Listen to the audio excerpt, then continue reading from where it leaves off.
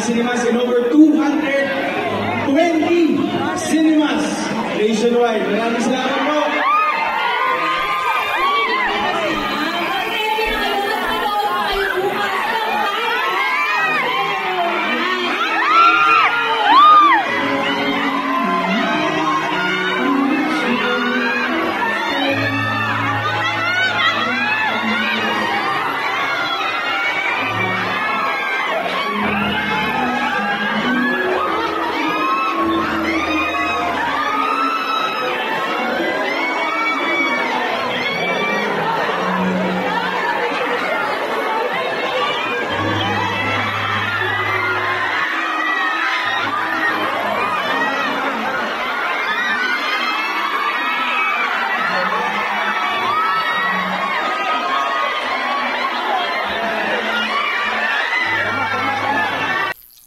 Welcome back mga kaaldab. Ito na naman po ang inyong lingkod, si Mr. Destiny, at magbibigay po tayo ng pinakamainit na update po ngayon sa social media mga kaaldab. Ang dami po ngayong komento, di po ba, na talagang maganda naman po ang 5 breakups and a romance. Kanya-kanya na lang pananaw at opinion, di po ba? At least yung mga netizen na po nagsabi, yung mga nakapanood, hindi na nanggaling po sa akin. Kumbaga ako lang po magsasabi na, kumbaga kung napanood po ninyo, talagang madali nyo nang magigets yung sinabi ng mga netizen na nakapanood sa pelikula ni Alden Richards at ni Julia Montes, di po ba? Kasi kung hindi mo naman pala napanood, bumabase ka lang sa mga sinasabi ng iba, bumabase ka lang sa mga komento ng iba, hindi talaga, di po ba? Kaya nga po binigyan ko na ng pagkakataon na bahala na po yung mag-comment ng iba, di po ba? Pero wala naman po ako nakitang negative comment. O baka may mag-react dyan. Baka dinidelete mo naman, Mr. Destiny, kapag hindi maganda yung comment. Ito yung isa lang lagi ko pong sinasabi sa inyo sa mga baguhan at dumadaan sa channel ko. Never po akong nagde-delete ng comment, lalo na nga po kapag base sa mga sinasabi ko, base sa mga ina-update ko. Katulad din to, yung reaction po ninyo, hindi ko yan. Pero pag personal na po, iba naman po yun, di po ba? Normal lang po na mawawala yun. Pero pag base kinamengay at iso yung opinion at reaction nyo, nako hindi ganito, ganyan, di po. Nire-respect kasi nag-effort po kayo di po ba? Yun naman po yung kagandahan.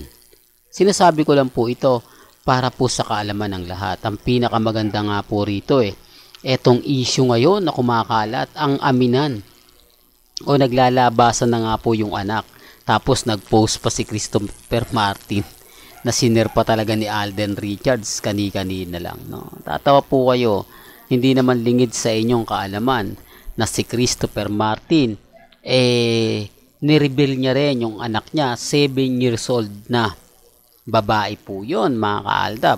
Pero sabi nga po niya, marami na pong nakakaalam na taliwas po sa ine-expect ng iba.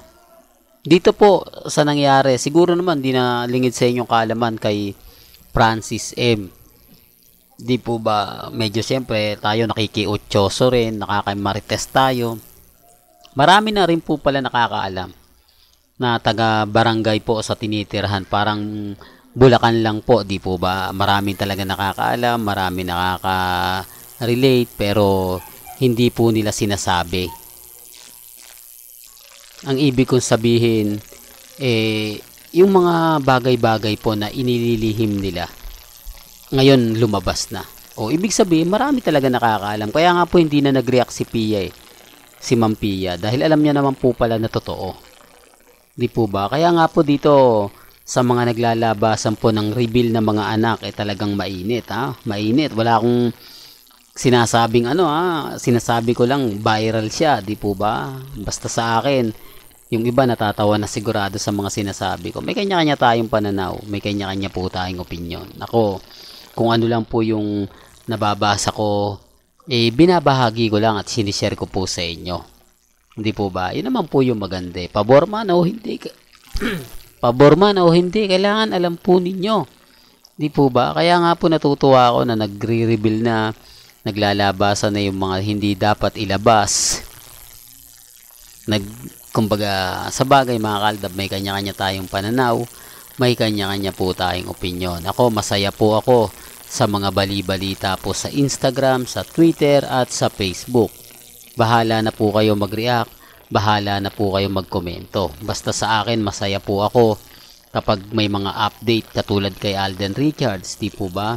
Kay Main Mendoza, yung post ni Mengay po talagang naging trending, di po ba? Kalain mo nga naman kung kailan sa araw pa ng showing ng pelikula ni Alden Richards, doon pa po talaga niya nilabas, di po ba? Ibig kong sabihin, po pwede naman po siya yung nakaraan, po pwede naman po siya sa susunod o dapat kahapon, pero mas pinili niya ngayong ilabas yung post niya.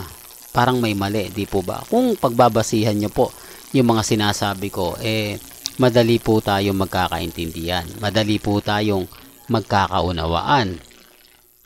Di po ba? Kaya nga po sabi ko nga, dito sa channel ni Mr. Destiny, marami po kayong makikita, marami po kayong mababasa.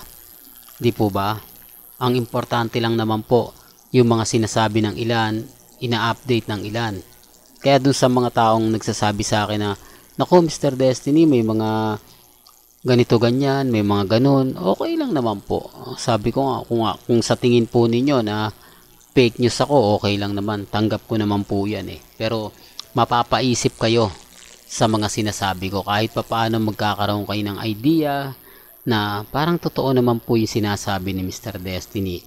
Kung pagsasama-samahin mo at iisipin mo, di po ba, na oo nga no, bakit ngayon nag-post si Mengay? Bakit siya nagbigay ng update? Tapos may mga anak reveal pa. Talagang pinainit ni Mengay yung mga bagay-bagay na di po ba mapapaisip ka talaga. Ako mga kaaldab, lagi po tayo masaya dito sa channel natin. Lahat ng mga gusto nyo pong malaman, 101%, di po ba? Big reveal nga po ngayon, talagang trending na trending sa social media. So alam nyo na po, di po ba, na trending talaga at talagang pinag-uusapan. Ganun talaga kabigat ang anak, di po ba? Kaya nga po natatawa na lang po ako sa mga ibang senaryo. Pero mas matutuwa po kayo kapag si Mr. Destiny ang nagbigay ng update. Well, hanggang dito na lang po ang ating latest updates. Kaya kung gusto nyo pa po ng pinaka-latest at sariwang update, abay tumutok lang po kayo dito sa channel ni Mr. Destiny para updated po kayo sa mga latest at sa mga bagong video po na ilalabas po natin. Kaya kung bago ka lang sa channel na to at isa kang true-blooded Aldab Nation na nagmamahal po kila Mengay at Isoy, tama po ang channel na pinuntahan mo. Kaya consider na po kitang bagong subscriber. At huwag mong kalimutang i-share ang mga video po natin sa mga mami, sa mga titas at sa mga senyor. Hanggang sa muli, salamat po sa panonood at pakikinig.